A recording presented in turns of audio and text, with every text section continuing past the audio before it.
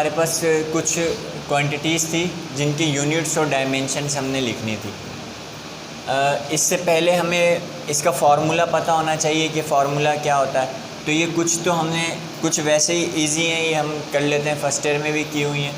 तो एरिया क्या हमने किया भी था, ये हमारे पास क्या है, लेंथ इनटू विड्थ है, और ये इसका फार्मूला हो गया, ये हमारे पास इसकी यूनिट हो गई, ठीक है। और डायमेंशन क्या बन जाएगी इसकी, एल स्क्वायर, ठीक है। अगर हम एम नॉट और टी नॉट कर लें तो एम नॉट, अली आपको पता है डायमेंशन बेसिकली हमारे पास डायमेंशन में क्या होता है, आपके पास मास और लेंथ और टाइम, इसकी हम डायमेंशन करते हैं, ठीक है। डायमेंशन का मतलब किसी को सिंपलेस्ट फॉर्म के अंदर लिखना, उसको पावर के अंदर एक्सप्रेस करना। फॉर एग्ज़ाम्पल मास, कहीं पर अगर आप देखेंगे कि केजी लिखा हुआ है, कहीं पर लिखा हुआ है किलोग्राम या ग्राम या टन के अंदर भी वज़न होता है, ठीक है। इसी तरीके से मतलब वज़न वाली कोई भी चीज़ हो, इट मीन कि वो मास है, ठीक है। अगर आपको उसकी डायमेंशन बनानी है तो आप उसकी जगह पर एम लिख देंगे। इसी तरीके से टाइम कुछ भी हो, सेकंड हो, मिनट हो, ठीक है, आवर हो या डे हो, एयर हो, कुछ भी हो, जहाँ पर टाइम का जिक्र होगा वहाँ पर आप टी लिखेंगे, ठीक है। अगर आप एयर लिखा हुआ है वहाँ पर तो एयर को भी हटाकर आप डायमेंशन उसकी टी लगाएंगे। अगर डे लिखा हुआ है तो भी टी लगाएंगे।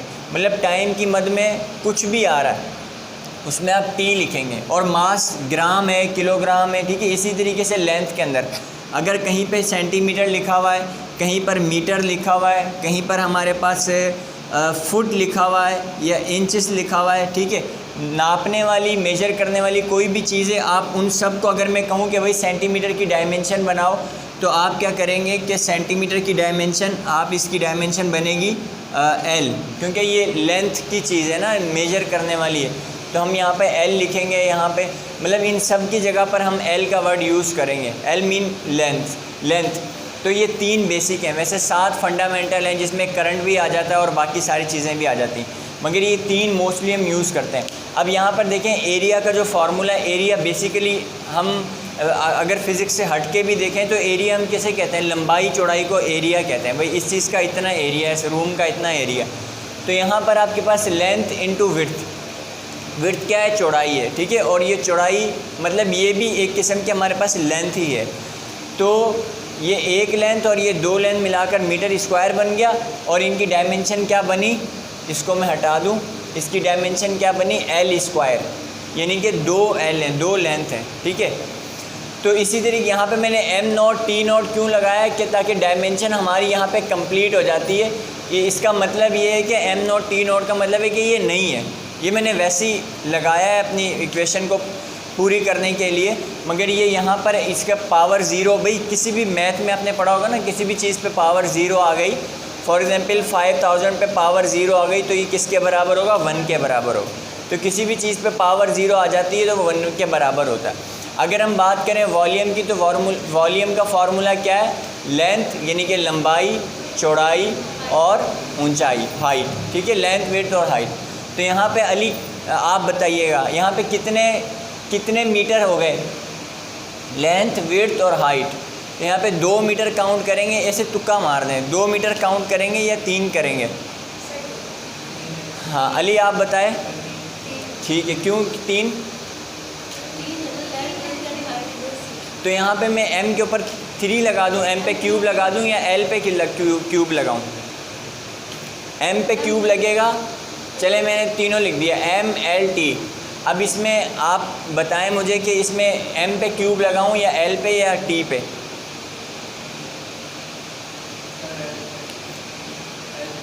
वासिक सही बोल रहा है, ठीक है। तो l पे क्यूब लगा दिया, बाकी दोनों क्योंकि है नहीं इसमें तो उनके ऊपर मैंने लगा दिया 0, ठीक है। ये डायमेंशन आपके पास अगर फर्स्ट चैप्टर में से कुछ आएगा तो वो डायमेंशंस आएंगी या यूनिट्स।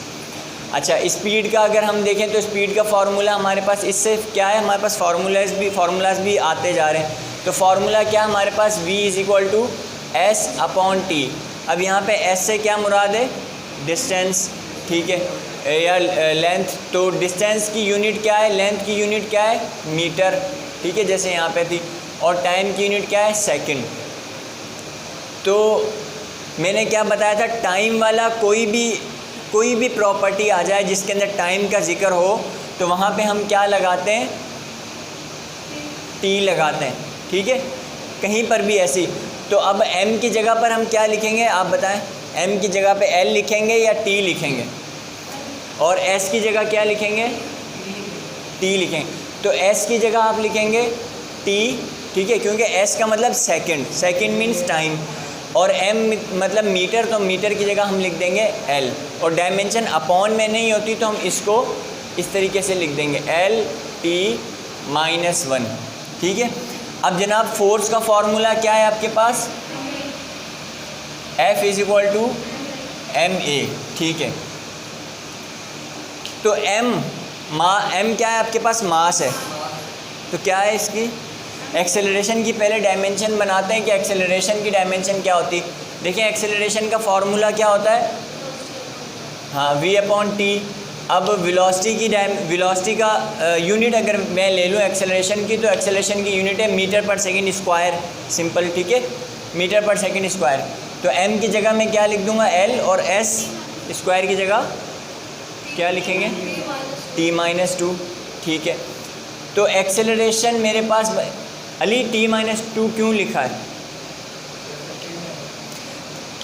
सेकंड की जगह, टाइम की जगह, सेकंड पे स्क्वायर है, तो मैंने यहाँ माइनस का स्क्वायर क्यों लगाया, क्योंकि मैं इसको ऊपर ले गया हूँ, ठीक है बेटा। तो यहाँ पे m, ये हमारे पास बन गई एक्सेलरेशन की डायमेंशन। तो सिंपल हम क्या करेंगे, मास की डायमेंशन मैंने आपको क्या बताया, केजी या मास का कहीं पर भी जिक्र होगा तो क्या लिखेंगे, वहाँ पे m लिखेंगे। तो मास की जगह मैं लिख दूँगा m, और a की जगह, एक्सेलरेशन की जगह मैं इसकी डायमेंशन लिख दूँगा L-T-2। तो ये मेरे पास बन गई फोर्स की डायमेंशन, ठीक है। मोमेंटम का हमारे पास फॉर्मूला क्या है, P = mv, ठीक है। v की डायमेंशन हम यहाँ पर कर लेते हैं, वेलोसिटी का फॉर्मूला है, बल्कि ऊपर शायद की है, हाँ, ये देखें वेलोसिटी की डायमेंशन ये है L-T-1, वेलोसिटी की डायमेंशन है हमारे पास L-T-1। तो m की जगह पर क्या लिखेंगे, मास की जगह पर m ही लिखेंगे, और वेलोसिटी की जगह क्या लिखें, तो यहाँ पे हमारे पास आ जाएगा m, मास की जगह m लिखा गया, और वेलोसिटी की जगह L-T-1, ठीक है। ये हमारे पास डायमेंशन बन गई। वर्क का हमारे पास फॉर्मूला क्या है, F/d, वर्क का फॉर्मूला है F/d, ठीक है जी। अब हम F का मतलब क्या है यहाँ पर, फोर्स। तो फोर्स की डायमेंशन पहले देखेंगे, अगर ऊपर कहीं बनाई है तो फोर्स की डायमेंशन क्या है, ml-2, ठीक है। ये हमारे पास आ गई फोर्स की डायमेंशन। हम सीधा बनाने की ज़रूरत नहीं है, सीधा फोर्स की जगह ये पुट कर देंगे, फोर्स की डायमेंशन, और d का मतलब यहाँ पर क्या है, डिस्प्लेसमेंट, ठीक है। तो डिस्प्लेसमेंट का मतलब होता है l, कोई भी डिस्टेंस डिस्प्लेसमेंट। तो हमारे पास इसकी डायमेंशन क्या बन जाएगी, ml-t-2, साथ में एक और l हम ऐड कर देते हैं, ठीक है। मतलब ये हमारा फोर्स की जगह पर आ गया, देखो फोर्स की जगह एज इट इज़ लिख दिया मैंने, फोर्स की जगह फोर्स की डायमेंशन लिख दी, बाकी इसके बराबर में क्या है, d। तो d का मतलब होता है डिस्टेंस। मैंने कहा डिस्टेंस वाली कोई भी चीज़ हो आप लेंथ से उसको मेजर करते हैं, तो d की जगह मैंने l लिख दिया, 2 l थे, इस वजह से मैंने यहाँ क्या कर दिया, l² कर दिया। समझ आ रही है बात। ये थोड़ा सा स्पीड में कुछ बच्चों को क्योंकि बहुत अच्छे से आती है और कुछ को, तो इस वजह से ये फर्स्ट ईयर में पढ़ते हैं एक चीज़ को डिटेल से, मगर अब तो थोड़ा जल्दी चलना पड़ेगा। तो जनाब पावर का फॉर्मूला हमारे पास होता है W/T, पावर का फॉर्मूला है, वर्क अपॉन टाइम, ठीक है। अब वर्क की डायमेंशन क्या है, अली आप बताएं, वर्क की डायमेंशन देखें इधर, अगर कहीं मैंने बनाई है तो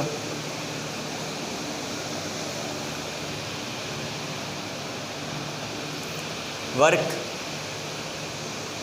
आप बताएं बेटा, देखिए वर्क की कोई डायमेंशन बनी हुई है यहाँ पे, कहीं वर्क लिखा हुआ नज़र आ रहा है जी, वर्क कहाँ लिखा नज़र आ रहा है, वर्क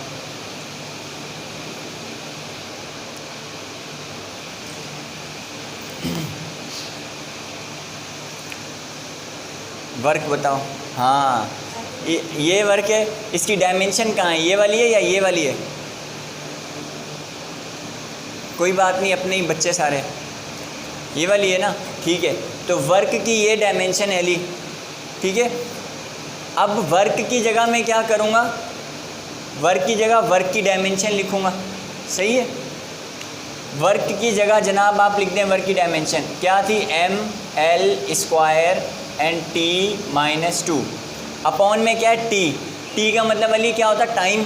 तो टाइम की डायमेंशन क्या होती है, l या t? टाइम की जगह हम क्या लगाते हैं, l या l लगाते हैं या t लगाते हैं? t लगाएंगे। तो इसकी जगह हम लगा देंगे जनाब t, ठीक है। तो आपके पास इसकी डायमेंशन अब क्या बन गई, ml² t-2 अपॉन में t। अब इसको मैं ऊपर ले जाऊंगा, ठीक है। जब ऊपर ले जाऊंगा तो ये हमारे पास हो जाएगा t-3। अगर ऐसा होता कि यहाँ पे भी -1 या -2 होता तो फिर तो मैं कैंसिल कर देता t से t को, मगर अब मैं इसको ऊपर ले गया तो ये हो गया -3, ठीक है। ये हमारे पास पावर की डेफिनेशन बन गई।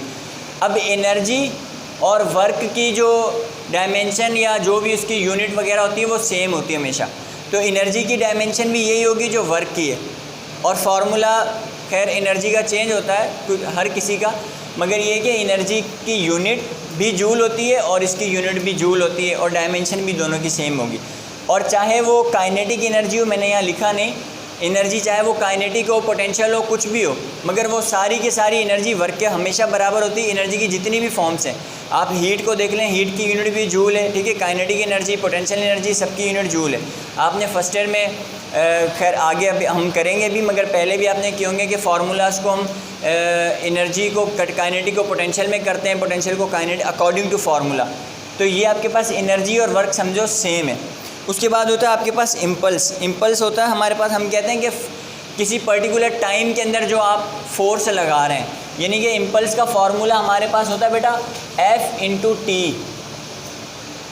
टी होता है। तो आप ये F का मतलब क्या है यहाँ पर, फोर्स, और T का मतलब टाइम। तो फोर्स की डायमेंशन कहाँ पर है जी, हाँ फोर्स। अब डायमेंशन ये है या ये है, ये वाली है, ठीक है। फोर्स की डायमेंशन क्या है कमल, m, फोर्स की डायमेंशन ml/t-2, ठीक है। तो यहाँ पर आपके पास अब ठीक है, फोर्स की डायमेंशन आपने लिख दी इतनी, बाकी क्या रह गया आपके पास, टाइम रह गया।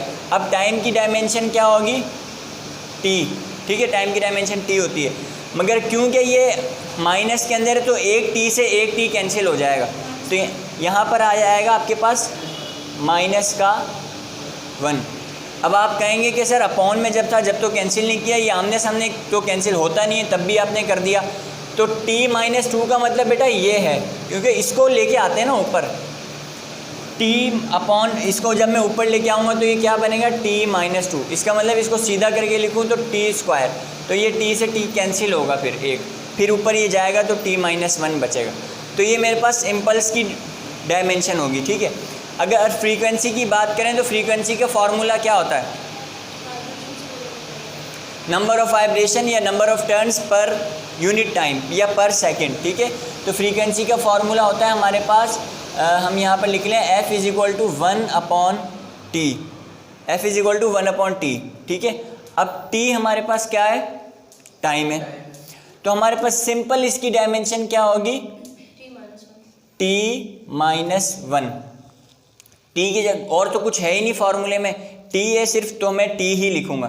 साथ में इसको थोड़ा सा सजाने के लिए मैं m और l भी लिख देता हूँ, मगर वो है नहीं।